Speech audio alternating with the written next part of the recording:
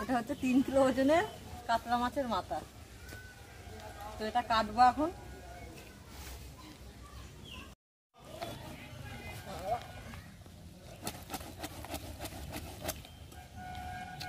মানি বাস টাস নিয়ে আয় যা। এটা আজকে রান্না করে আমার খাওয়ার ভিডিও হবে। কাটতেই পারছে না। দেখতে কত সুন্দর লাগছে। এটা আস্ত রান্না করলে কেমন হতো? আস্ত রান্না করে খেতে হবে। এরকম থাকতো থালায় সাজানো। কি করবো, কাটবো না থাকবে?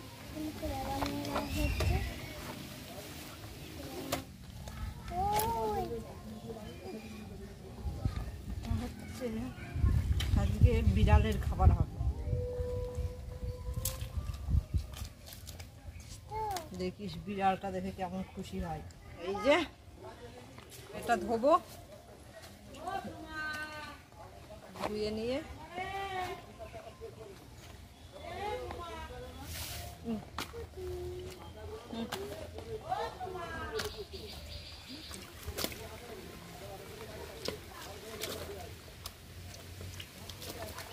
রেখে বাস।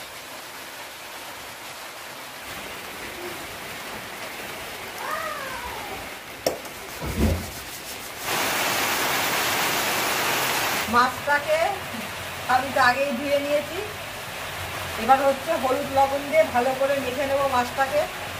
তারপরে মাছটা ভাজবো, ভেজে নিয়ে ভালো করে রান্না করবো, করে নিয়ে খাবো।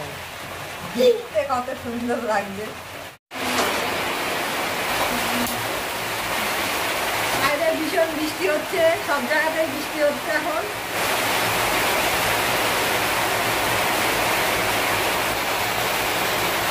মাছের মাথাটা যেহেতু বড়, সেই জন্য আমার 500 টাকা লেগে গেল।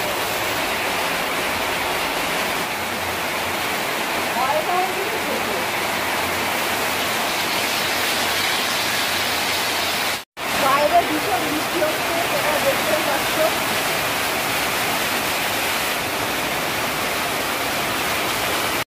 আমার মাছ ভাজাটা হয়ে গেছে। এবার আমি মশলাগুলো রেডি করে নেব।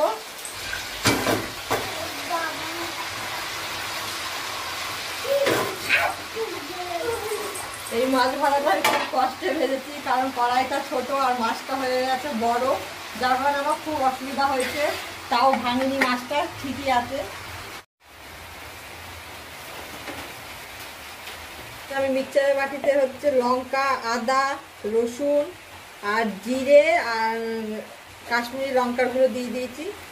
এবার এটা আমি পেস্ট করে নেব, দিয়ে তারপরে রান্নাটা শুরু করব।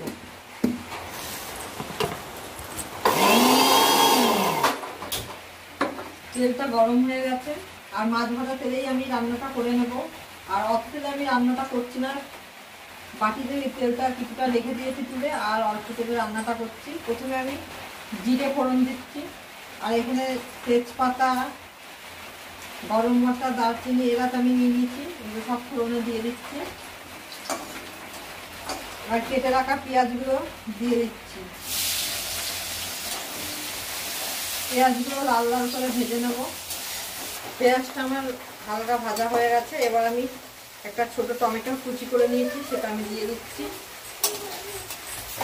আমার পেঁয়াজটা ভাজা হয়ে গেছে ঠিকঠাক মতন। এবার আমি হচ্ছে মশলাটা দিয়ে দেবো।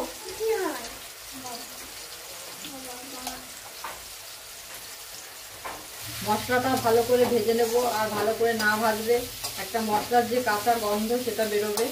এবার আমি পরিমাণ মতো নুন আর হলুদ দিয়ে দেব।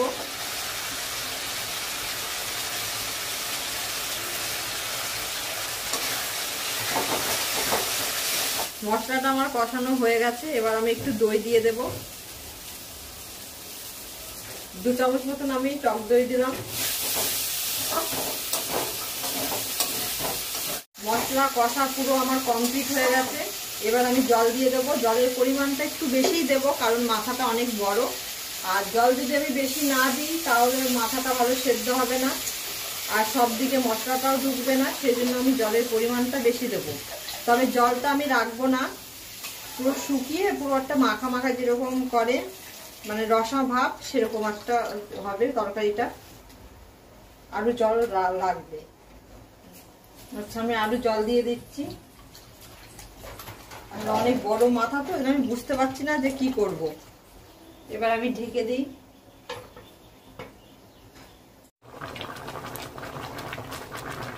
আচ্ছা, এবার আমি দেখে নেব যে কতদূর হলো রান্নাটা। হয়েই গেছে।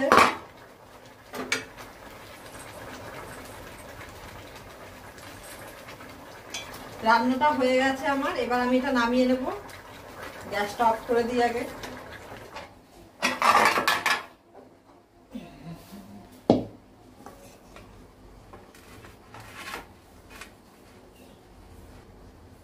এত বড় মাথাটা না তুলতেও অসুবিধা হচ্ছে। রান্না যে কত কষ্ট করে করলাম।